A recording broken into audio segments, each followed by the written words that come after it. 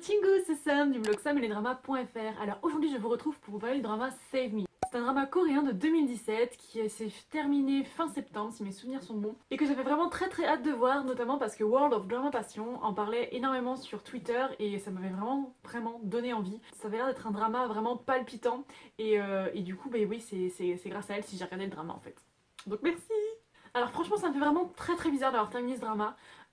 J'avoue que j'avais pris cette habitude, même si c'était que sur une semaine, de regarder vraiment tous les épisodes tous les soirs. Save Me m'a rendu totalement,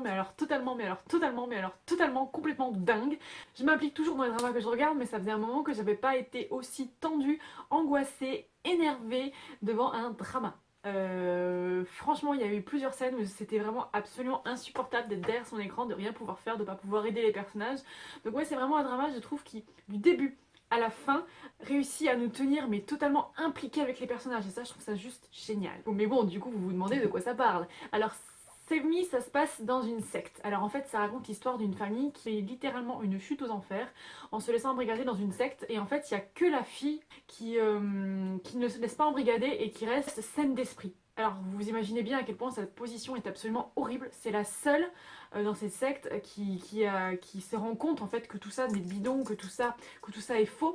Et je pense qu'au moment où on est seul à penser une chose alors que tout le monde autour pense autre chose, on en vient à devenir fou nous-mêmes, à se poser des questions, à se demander si vraiment ce qu'on croit, ce qu'on pense, c'est la vérité.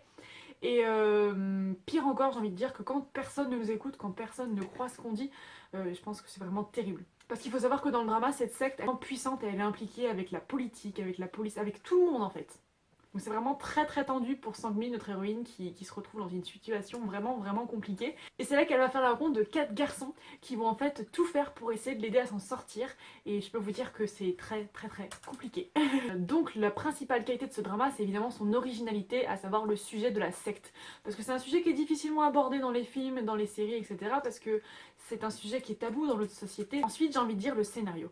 Le scénario dans le sens où du premier épisode au dernier épisode, c'est palpitant. Quand je vous dis palpitant, c'est qu'on est vraiment à fond dedans. Le drama, il y a une tension permanente, on est tout le temps angoissé. Et les personnages mais subissent des choses, mais c'est juste horrible. On a des méchants pour le coup qui sont vraiment méchants, mais terriblement méchants même.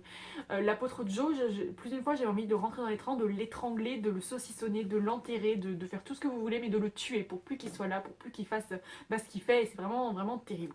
Parmi les personnages, je dois dire que j'ai eu un petit coup de cœur pour Dong Cheol et puis du coup l'acteur qui l'interprète. J'ai vraiment trouvé ce personnage courageux parce qu'il n'hésite jamais pour se lancer dans l'action. Dans le drama, il ne me semble pas qu'il fasse un seul mauvais choix. C'est vraiment quelqu'un d'altruiste en fait et qui se donne à fond pour les autres et qui quand il croit en quelque chose, quand il a des convictions, peu importe ce qu'on peut lui dire, lui il y va, il fonce. Donc vraiment un personnage très attachant et je dois dire qu'il a vraiment volé la vedette à Sang-hwan qui était censé être le héros de l'histoire. Donc voilà, je terminerai en disant que pour ce casting qui a un talent fou, parce que les personnages, on a vraiment l'impression que les acteurs les vivent, c'est assez incroyable, pour cette tension permanente, pour l'ambiance malsaine, pour le scénario qui ne faiblit jamais, franchement je vous conseille Save Me. Et je pense vraiment que c'est un drama que tout le monde devrait voir.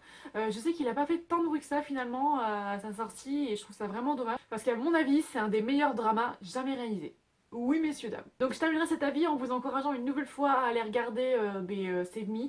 Et j'espère que tout ça vous a plu, que je vous ai donné envie de le voir si c'était pas le cas. N'hésitez pas à me dire en commentaire si vous l'avez vu, si vous avez envie de le regarder. Et je vous fais plein de bisous. Je vous dis à très vite pour une prochaine vidéo. Bye bye. Saranghae. Popo.